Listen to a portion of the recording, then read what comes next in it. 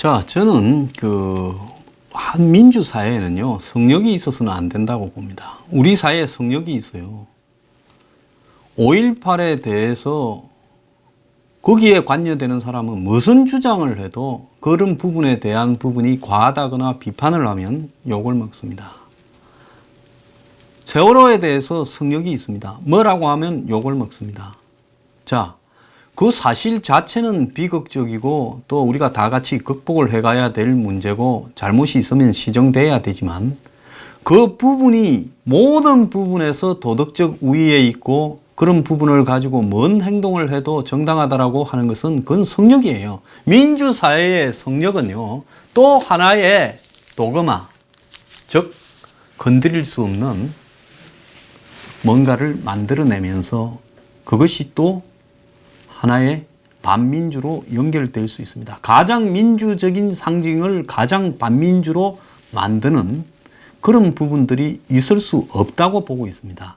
어떤 문제까지도 다 비판의 사각지대는 없이 자유롭게 비판되어야 될 부분이 있는 겁니다.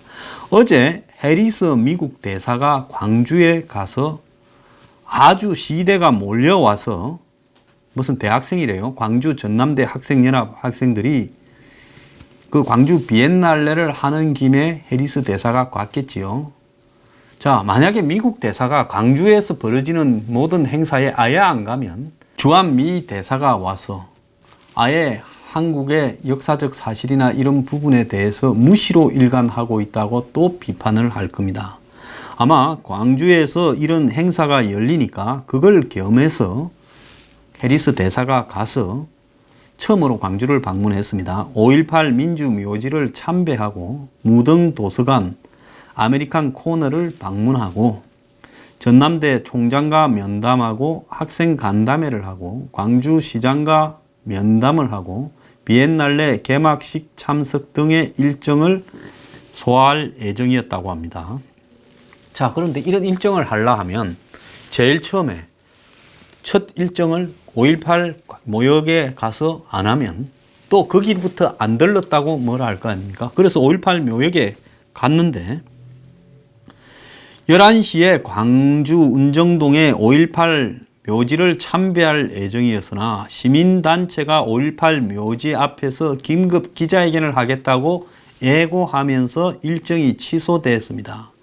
광주 진보연대는 성명을 통해 미국이 광주 5.18과 무관하다며 사죄를 않고 책임을 아직 회피하고 있다. 하지만 5.18 직전에 글라이스틴 미국 대사와 크리스토퍼 미 국무차관이 주고받은 비밀 전문이 공개되면서 미국의 책임 회피 역시 명백한 거짓임이 드러났다. 그러면서 5월 이 무고한 시민을 간첩과 폭도로 몰아 학살하고 피로 물들인 전두환과 신군부 일당의 천인공노한 학살 만행에 미국이 깊숙하게 개입해 조정했다. 뒤에서 조종했다. 신군부를 지지하며 군사 이동과 작전 통제권을 승인해줬다라는 사실도 밝혀졌다. 그러면서 미국이 지금이라도 책임을 인정하고 광주 시민과 국민들 앞에 사죄해야 된다. 광주 영령에게 무릎을 꿇고 용서를 비는 진정성 있는 참배를 하는 것이 순리다라고 주장을 했습니다. 자, 저는 오늘 이 사실관계를 따지려고 하는 게 아니라요. 자, 그게 지금 언제 있었던 일입니까? 40년 가까이 되어가는 그 역사적 사실에 대해서 오늘날까지도 미국의 대사에 대해서 책임을 인정하라고 묻는 이 부분에 솔직히 저는 반대합니다. 왜 이렇게 합니까? 제가 반대한다면 저한테 또 해댈 겁니까? 이것은요, 그러면 김대중 정부가 광주부터 호남에서 열심히 밀어서 당선시킨 김대중 정부, 노무현 정부, 그리고 문재인 정부가 있습니다. 과거에 그 두 정권에 이게 만약에 사실이고 그 나라의 대사한테까지도 이럴 일이었다면 김대중 정부가 미국하고의 관계에서 이 문제부터 짚도록 그들이 지지해서 당선시킨 정권에서 해결하도록 했어야죠. 그러지 않습니까? 근데 그 정권은 미국에 이런 이야기를 할 형편이 안 되니까 그 정권 보고는 뭐라 하지 않고 대사한테 직접 이야기를 합니까? 그건 아니잖아요. 해리스 대사가 광주하고 무슨 상관이 있습니까?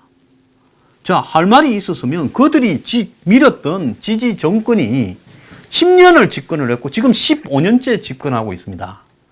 그러면 그때 김대중 정권에서 해결했어야 되는 게 저는 맞다고 봐요. 그러면 김대중 정권에 몰려가서 이걸 미국 보고 사과시키기 전에는 미국하고의 관계를 끊으라든지 뭘 했어야죠. 그럼 김대중 정권은 그 부분에 대해서 어떻게 답을 줬을 거 아닙니까? 그때는 자기들이 탄생시킨 정권에서는 이런 부분들을 해결하도록 하지 않고 이게 대사 보고 사과하라 한다고 대사가 사과할 수 있습니까? 미국이 100번 잘못했다 칩시다. 대사가 할 수 있어요?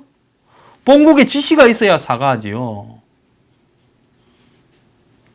그러면 그때 이건 정권과 정권 간에 해결해야 될 문제지.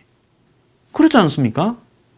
그렇다고 이 5.18을 하는 사람이 미 대사관 앞에서 이걸 사과할 때까지 진을 치고 앉아서 해라고 투쟁을 지속해 왔습니까? 그것도 아니에요.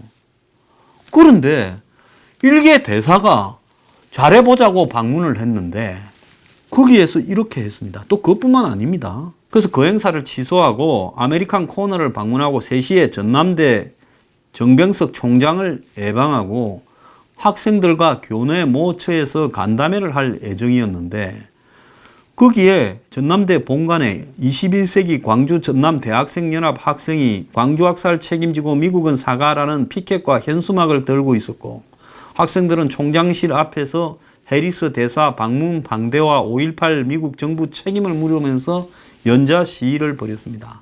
자, 이 학생들요, 그때는 태어나지도 않고 한참 지나서 들은 사실일 겁니다.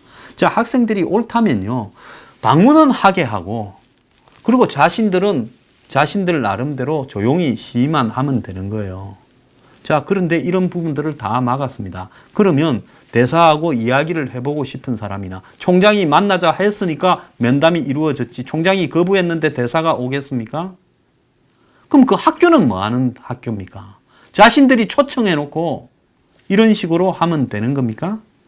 자, 이 과정에서 경찰, 경호원과 몸싸움이 벌어지면서 일부 학생의 손목이 꺾이고 살갗이 벗어지는 등 부상을 입었다. 가방이 찢어지거나 시계줄이 끊어지기도 했다. 자, 이거는 시위한 사람들이 감수해야 될 부분이죠. 왜 언론이 이런 식으로 보도를 합니까? 그러면서 이 학생 모임은 성명을 내고 5.18이 미국이 이 배후에 있다. 아니, 한국의 군사 정권이 집권하려고 했고 하는 과정에서 미국이 마지 못해 성인을 어쩔 수 없이 그걸 갖다가 군사 정권을 미국이 제압할 상황이 안 되니까 해줬을지 어쩔지 모르겠지만은 이걸 갖다가 지금 미국이 배후에서 쿠데타를 해라고 시켰다고. 그럼 그런 증거는 완벽하게 있습니까? 80년 5월에 미국이 자기들이 가지고 있던 작전 통제권을 활용해 광주 공수부대 투입을 승인했고 이게 사실로 밝혀졌다고 이야기를 하고 있습니다. 그런데도 사과를 안 한다. 그래서 사과하는 것이 예의다라고 하고 있습니다. 그럼 이게 진실이고 그렇게 중요한 문제라면 대사 방문과 관계없이 5.18 단체는 이 문제를 최우선으로 걸고 반미 투쟁을 하든지요. 집권했을 때 그 정권을 상대로 자기들이 밀은 정권을 상대로 이걸 해결하라고 해결해내지 못하고 언제까지 그냥 미국 대사만 오면 사과하라고 하고 무릎 꿇으라고 하겠습니까? 자, 그리고 7시에 비엔날레 개막식을 앞두고 또 그 앞에서 피켓 들고 학생들이 시위를 벌였고 경호원들과 또 충돌이 있었다는 거예요. 오후 7시 광주 비엔날레 앞에서도 다시 피켓 들고 시위를 벌였다는 거예요. 자, 그러면서 이게 민주주의 나라냐라고 이렇게 이야기를 했다고 합니다. 댓글 중에 이런 이야기가 있습니다. 6.25 때 공사나 안 당하게 먼 나라 타국에서 몇만 명이 우리를 대신해 죽은 거는 고맙다고 한 적이 있냐? 원조받은 것은 고맙다고 한 적이 있냐? 지뢰 도발 후에 미국의 사성 장군이 북한이 도발할 경우에 쑥대밭을 만들겠다고 했을 때 고마워는 했냐? 몇십만 명을 죽인 북정권과 화해하자 할 때는 아무 말도 없다가 미국은 만만하냐? 이렇게 이야기를 하고 이래서 종전선언은 절대 반대다. 결국 주한미군 나가라는 소리 아니냐. 반미 사상으로 머릿속을 채운 사람들 아니냐. 미국이 최소한 너희들보다는 낫다. 자, 5.18 유공자 명단부터 공개하라. 카빈총 장갑차 몰고 민주화 하던 사람들 후손이냐. 해상 사고가 본질이었던 세월호가 성역화되어 가는 과정을 보면 광주 사태라 부르던 5.18이 어떤 식으로 민주화 운동으로 성역화된 건지 알 것 같다라는 생각이 든다. 국익은 전혀 신경 안 쓰고 그저 피해망상에 사로잡혀 시위만 하고 혜택만 주려고 하고 이제는 나도 일베충들처럼 저쪽 사람 혐오감까지 들려고 하네. 지역 감정까지 거론했습니다. 말은 안 했습니다. 5.18 무장 폭도들 때문에 수많은 인적 물적 피해를 당했는데 그들은 영웅이 되어 있다. 자, 그래서 광주는 역시 클래스가 다르다. 왜 전라도 하는지 알겠다. 이런 글들도 있습니다. 이 사람들도요, 세상을 바라보는 시각을 가진 국민입니다. 자, 해리스 대사 이제 좀 있으면요, 이분 아버지가 미국 사람이고 어머니가 일본 사람이죠. 호주 대사로 발령을 받아서 갔는데 한국으로 또 왔습니다. 그런데 이 북한 문제에 대해서 확고한 신념을 가지고 있는 의식이 확실한 사람이죠. 자, 한국의 종북 주사들은 해리스 대사가 엄청나게 싫을 겁니다. 어디 태평양 사령관 하던 사성장군을 한국의 대사로 보내 감히. 자, 지난번에 리프트 대사 목에다가 칼질했던 종북 주사들 아닙니까?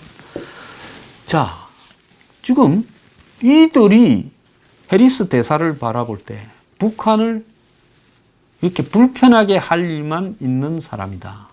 그래서 차마 아직까지는 쪽발이 이야기가 안 나왔습니다. 이제 좀 있으면요, 쪽발이 친일 이야기까지 하게 될 날이 멀지 않았을 겁니다. 그래서 이들은 지금 광주에서 이 해리스 대사의 이 광주 방문을 이렇게 저지시킨 겁니다. 자, 한 사회에 저는 성역은 있어서는 안 된다고 봅니다. 성역이 있는 사회는 정말로 나쁜 사회입니다. 어떤 비판을 하더라도 자유로워야 되고요. 모든 것이 허용돼야 됩니다. 비판에서 자유로운 성역이 너무 커지면요, 이런 일들이 일어나는 겁니다. 오늘 저는 제가 해야 될 당연한 소리를 했습니다. 이래서는 안 되는 겁니다. 옛날에 2012년에 이 서울대학교의 한 교수가 지역구로 처음으로 남양주에 출마했을 때 조국이 당시 서울대 법대 대학원 교수로 비판에 앞장섰습니다. 폴리페스 논쟁을 벌였지요. 그런데 자신은 지금 어디에 있습니까? 청와대에 이 정권을 수호하는 그냥 수석도 아니고 민정수석이 됐습니다. 교수가 민정수석을 간다? 민정수석은 솔직히 좋은 이미지가 아닙니다. 사법기관들을 장악해서 정권을 흔드는 사람들을 이렇게 제압하고 겁주고 그래서 정권에 칼질을 하는 것이 민정수석입니다. 그래서 조국이 현 정권을 찬양한 부분은 현 정권의 정파를 찬양한 부분은 오래된 역사가 있었죠. 대표적인 폴리페스가 조국이었는데 자신은 이 휴직을 하고 지역구로 출마한 사람을 당시 한나라당으로 출마했다고 그렇게 비판을 했습니다. 자, 또 폴리페스가 한 명 있죠. 장하성이가 대표적인 폴리페스입니다. 자, 오늘 중앙시평에 장훈 중앙대 교수가 칼럼을 썼는데요. 중앙일보에요. 방대한 사회 경제 정책을 조율하는 청와대 정책실장 자리에 행정 경험이 없는 장하성 교수가 중용된 경과는 알지 못하지만은 그가 익히 보아온 권력과 지식이 서로 연결되는 통로를 거쳐온 것은 사실이다. 자, 그래서 지금 한국 사회에서는 이름난 교수들이 청와대의 참모나 내각으로 직행하는 한국형 권력 지식 연결 네트워크를 이렇게 있었던 게 분명한 사실이고 이제 이걸 끝내야 된다고 생각을 한다. 그래서 이 경로는 현실 참여 욕구가 강한 대학 교수들이 사회적 지명도를 사회운동인이 정치적인 어떤 참여니 SNS를 통해서 획득한다. 이거 조국이나 장하성이 똑같이 했죠. 지명도를 바탕으로 대통령 후보 캠프에 참여하고 아니면 비선으로 정책 자문을 하고 지지 후보가 당선되면 장차관이나 청와대 고위 참모로 가는데 이런 부분들이 대통령 권력마저 위험에 빠뜨릴 수도 있다. 첫째, 대학 교수들이 사회적 지명도를 얻는 과정과 정교한 정책 지식 역량하고는 관계가 없다. 방송 출연을 자주 하고 기고가 작거나 시민단체에 참여할수록 지명도는 올라간다. 하지만은 미디어나 시민단체가 교수들로부터 원하는 것은 복잡한 현실을 꿰뚫는 지식, 살아있는 정책 지식이 아니고 쉽고 단편적이고 이런 주장이 훨씬 미디어에는 친화적이다. 맞습니다. 이 미디어에 나가서 저도 엄청 나가봤지만 이야기를 하면 거기서 폭넓은 깊이 있는 이야기를 누구도 할 수 없습니다.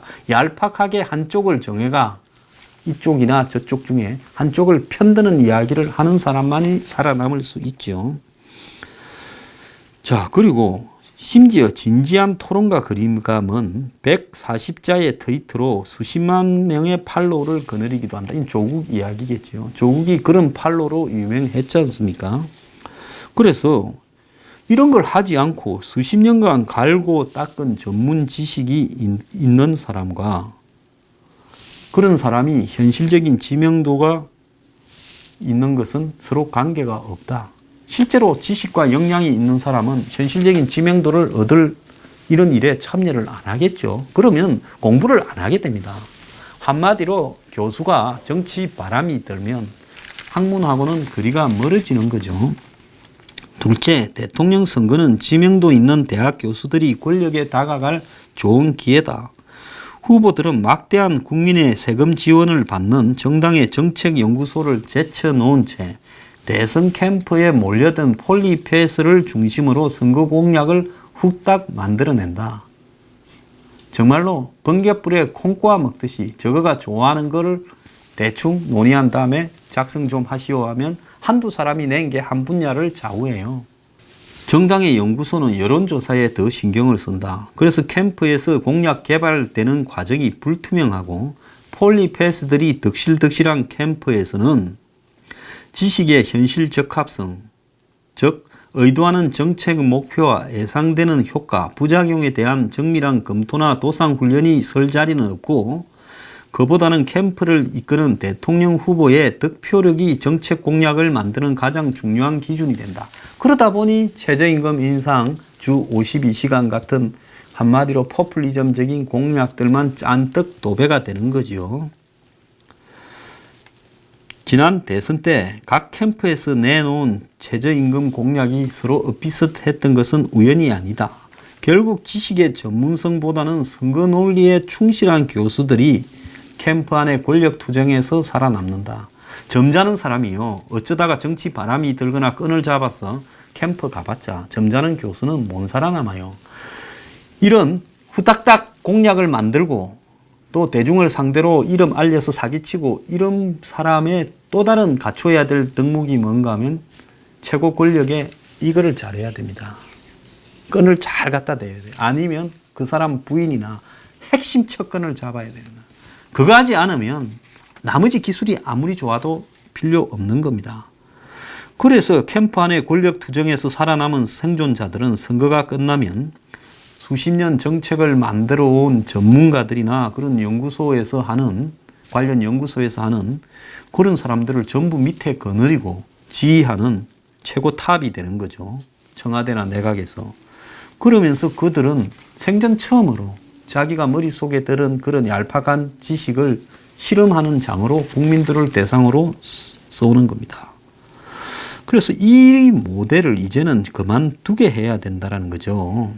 그래서 제가 어제도 이야기하고 오늘도 이야기했지만 최광욱이라고 TV에 나와가 빈정거리면서 반대 정치 진영의 사람들을 향해서 이 정권의 편을 들던 사람이 최광욱이라고 일기 변호사가 공직기강 비서관으로 갔어요.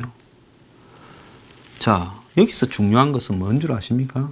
앞으로요, 법을 만들어야 돼요. 한국당이 주도하세요. 뭔 법을 만들어요? 기자, TV에 적어도 몇십 회 이상 출연한 전문적인 TV 출연자, 교수, 이런 몇 개 직종을 만들어가, 그 다음에 연구소, 연구원 같은 이런 몇 개 직종에 있어서는 앞으로 정치에 들어가려면 휴직일을 5년을 가져야 된다. 이렇게 폴리페셔나 폴리테이너 방지, 연예인도 마찬가지입니다. 연예인 활동하다가 정치에 참여하거나 시사 프로 진행을 맡으려면 그렇게 제한을 해야 돼요. 그래서 폴리페셔, 폴리테이너 규제 법안을 만들어야 된다고 저는 봅니다. 왜 그러냐면 대중을 명백하게 사기를 치는 거죠.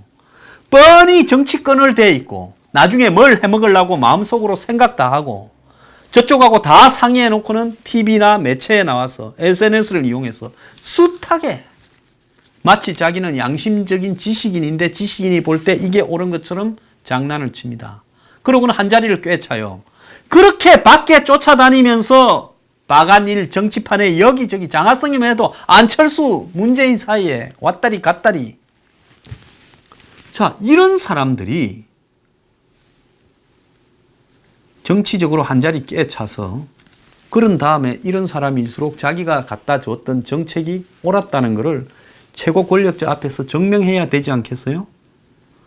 자, 국민이 뭐로 못합니까? 국가가 실험장이에요? 사상 초유의 실험을 국가와 국민을 상대로 정부 예산을 써가면서 하게요. 이런 자들이 높은 데 올라가서 한마디로 이렇게 끼치는 해악은 이루 말할 수가 없어요. 공무원 1000명을 잘 뽑아도 이런 사람 한 놈 잘못 뽑으면 나라 조지는 겁니다.